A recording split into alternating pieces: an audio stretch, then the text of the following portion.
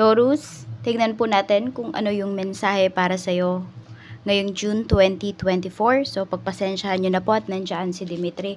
As in, nasa gilid lang po siya. Nandito lang siya kanina. Tapos nalaman niya na magbibideo ako. Ayan. Yung sinet up ko na yung phone na nasa gitna. At ayan nga, nagpapapansin na. So, yun po, kung di pa po kayo nakasubscribe dito sa ating channel, please subscribe na po kayo. And palike na din po ng ating video. At sa mga nais naman po mag-avail ng ating private readings, ng ating Evil Eye Amulet, ng ating Tiars Bracelet, makikita nyo po yung link sa description box. Tarot Intentions by Aliana Reyes. I'm sending you positive energies. Ayan, kaming dalawa ni Dimitri. Taurus, sinesendan ka namin ng positive energies ngayong June 2024. Iwan mo na lahat ng mga hindi magagandang nangyari sa'yo nung May 2024. So, ayan, tignan natin kung ano yung mensahe para sa'yo. Pwede nyo pong panoorin yung inyong Sun, Moon, Rising, and Venus sign. Tignan natin, okay? Kamusta ba ngayong month? Kamusta ka ba ngayong month na ito? Energy, spirit guide. So, we have worry not. Yun, pwede marami kang mga iniisip, maraming bumabagabag sa'yo. So, ayan o. Sinasabihan ka naman dito na huwag ka masyadong mag-worry. Sabi ni Universe, ayan, huwag ka masyadong mag-worry kasi lahat naman ng problema natin ay may solusyon. So, tignan pa po natin ano pa yung mensahe para sa'yo. Tignan natin kung ano ba, satisfied ka ba sa mga ganap sa life mo. Satisfied ka ba sa mga ganap mo ngayong June 2024? So, we have Ace of Swords. May mga breakthrough dito sa life mo. May mga malaking pagbabago. Merong mga positive things na paparating. Ayan po. So, ito regarding to sa mga papers o yung mga drawing lang dati na ngayon po ay makukulayan na. Tignan naman natin ano ba yung mga positive things na paparating sa life mo or pwedeng mangyari sa buhay mo ngayong June. Natutulog ang bata. Naantok yan. We have Temperance. So, may healing tayo dito. Meron dito, ano ba yun? Baka may kambing yung iba sa inyo dyan. So, meron tayo dito, meron po na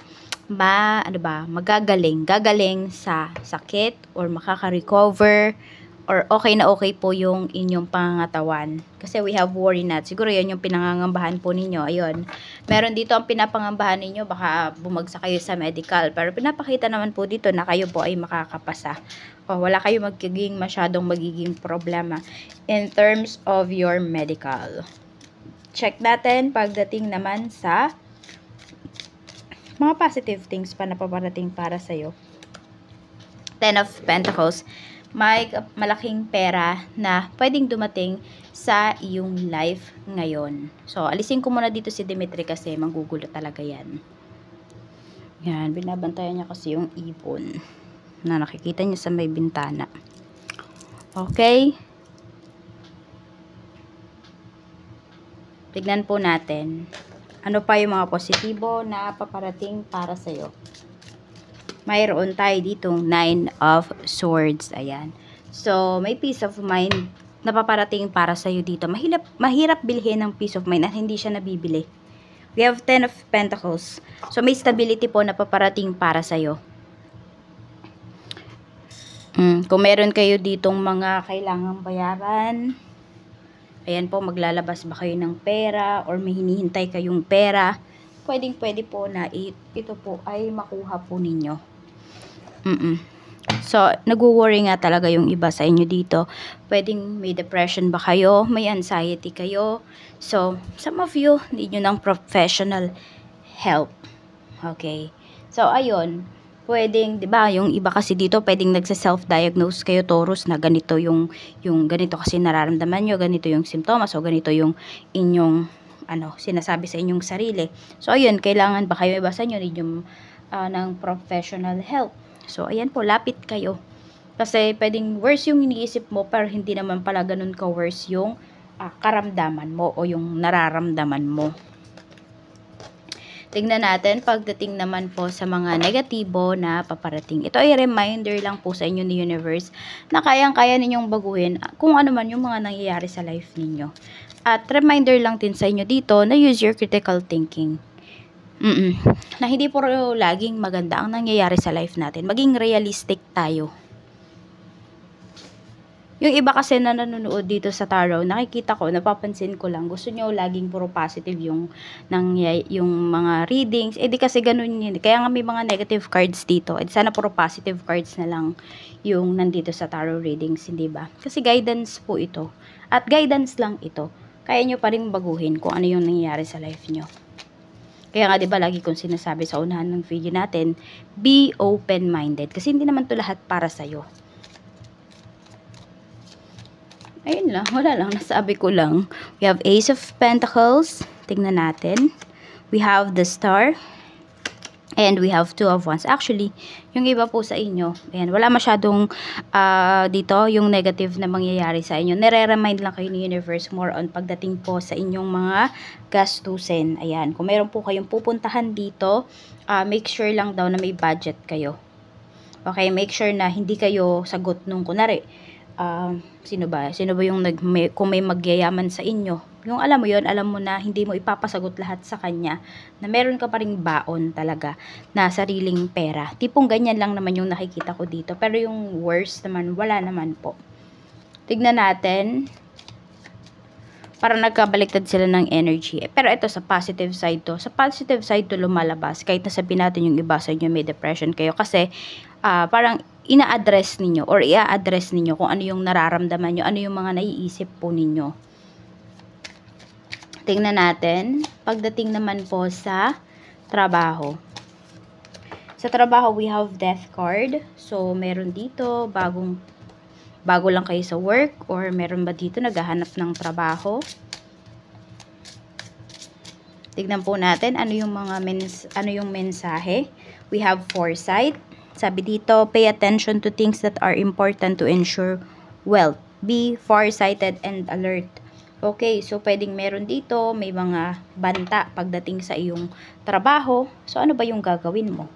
Yung iba po sa inyo, pwedeng kayo to mismo, naguguluhan kayo kung ano ba yung pipiliin ninyo. So, tingnan nyo daw, ano ba yung pros and cons kapag nagstay ka, kapag umalis ka, ano yung pros and cons dyan sa trabaho mo. Tignan natin, pagdating naman sa kaperahan, kamusta naman yung iyong kaperahan? So, we have the Devil. So, feeling trap yung iba sa inyo. Kasi nga baka may mga gastusin po kayo dito. Pero, di ba pinapakita naman na magiging okay naman yung inyong kaperahan. Ayan, may mga tutulong. May mga mag-aalok kasi ng tulong dito. Taurus na akala mo walang kapalit. Yun pala mayroon. So, tignan mo. At damdamin mo talaga o ramdamin mo kung sino ba or kanino ba nang gagaling yung tulong. Kasi meron dito, tutulungan ka, but hindi yun wholeheartedly. Ibig sabihin, may naghihintay ng kapalit. Tignan natin, ano pa yung mensahe pagdating naman sa iyong business. Sa business mo, we have the Hierophant. Mayroon tayo ditong 10 of Cups. Ayan po, lahat ng worries mo naman, pagdating dito sa iyong business, ay malilift. Yan. Oo. Mawawala yan, magiging fulfilled ka dito. Hindi ko alam kung ano ba yung business nyo, pero sobrang busy nyo po ngayong month of June. Makakakota talaga kayo dito, ayan. Sobrang tahimik ng ano po ninyo, ng private life ninyo, ng mga nangyayari sa inyong buhay ngayong June. Kasi sobrang busy nyo po pagdating sa inyong negosyo. Yan po yung gagawin ninyo, yan yung pagtutuunan ninyo ng pansin. Tignan natin pagdating naman po sa pamilya. Kamusta naman ang iyong pamilya? We have Queen of Wands. Meron tayo ditong Justice. Merong may minamanifest dito regarding sa, hindi ko alam kung trabaho ba, regarding pera. Meron din kasing nilalaban na pinapakita po dito pagdating sa inyong pamilya. Ayan, meron nilalaban dito pagdating sa kaperahan or may inaayos na mga benefits for some of you. Hindi ko alam kung ano tong benefits na to. Pwedeng pagdating yan sa father mo. Yung iba sa inyo, pwedeng byudo or byuda kayo. Pwedeng sa asawa nyo yan. Or orphan yung iba sa inyo, sa parents nyo po ito. Oo, yung mga kailangan dito na ayusin. Yan, pagdating kasi sa family, parang merong kailangang talagang pagtuunan ng pansin in terms of kaperahan. in terms of pamana. Pwede rin ganyan yung usapan natin dito. O yung mga pinapakita po sa atin. Ayan. Tignan natin ano pa yung mensahe. Meron tayong Ace of Wands. Okay. Mina-manifest. Pwedeng kayo yung nagmamanifest, Taurus, na makuha na kayo ng inyong kamag-anak, ng inyong family members, papuntang ibang bansa, pwedeng matulungan na kayo, something like that. Sa inyo naman pong kaibigan, we have the Sun. Meron tayong 7 of Cups, so marami sa inyo dito, marami kayong kaibigan. Ayan, pero hindi naman daw lahat ng kaibigan mo, syempre, ay maaasahan mo or mapagkakatiwalaan mo. So, use pa rin talaga yung iyong intuition. Pwedeng kaibigan mo siya, pero may limits talaga. Ayan, even di naman sa mga sobrang ka-close mo, may limits din naman talaga. May mga bagay po kasi na hindi ka talaga pwedeng sabihin sa ibang tao. Yung wag ka ba masyadong mag-open up. Tingnan natin pagdating naman po sa iyong health. Kamusta yung health mo? Kamusta yung health mo, Spirit Guide? We have Knight of Swords. Ingat lang kayo sa mga pagtakbo-takbo. Even sa paglakad nga yung iba sa inyo.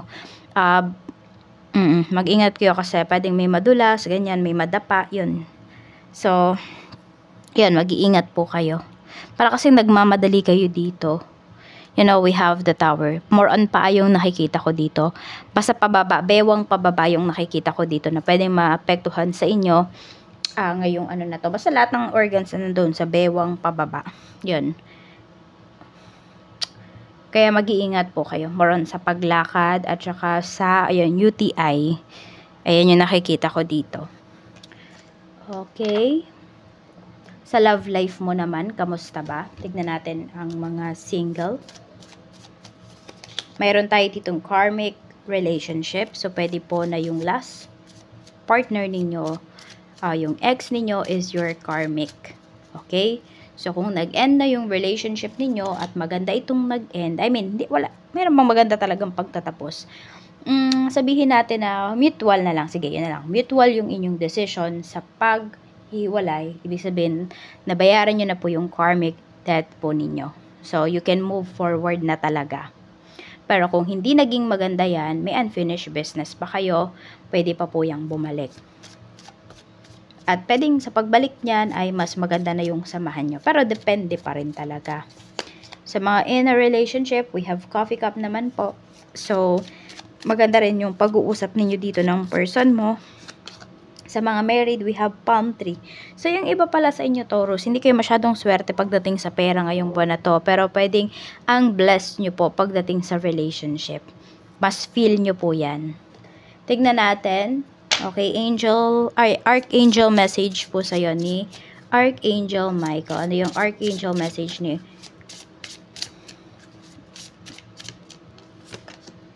Eternal love. Oh, sabi ko nga sa inyo, di ba? Pwedeng maswerte talaga kayo, mas blessed kayo pagdating sa relasyon. Okay, so yung relationship po ninyo, okay, ano man tong relasyon na ito, is you can also, makakatulong din po yan para tumaas din naman po yung inyong kaperahan para mas makaipon kayo. Pwedeng makakatulong din yung mga taong involved po sa inyo para maging maganda yung inyong kaperahan.